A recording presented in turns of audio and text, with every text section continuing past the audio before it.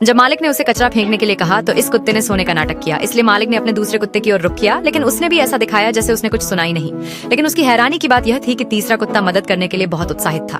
उसने जल्दी से सारा कचरा उठाया और उसे साफ सुथरे तरीके से डिब्बे में डाल दिया। मालिक को इतना गर्व हुआ कि उसने तुरंत उसे इनाम के रूप में एक बड़ी सॉसेज ला दी। यह देखकर दूसरा कुत्ता जल्दी से उठ गया और पूरे कमरे की सफाई करने लगा। इसलिए मालिक ने उसे भी एक सॉसेज दिया और पहले कुत्ते को एहसास हुआ कि वह कुछ खो सकता है, इसलिए वह जल्दी से बाहर भागा। मालिक की डिलीवरी उठाई और उसे धीरे से थपथपाया जैसे कह रहा हो, मैंने भी मदद की।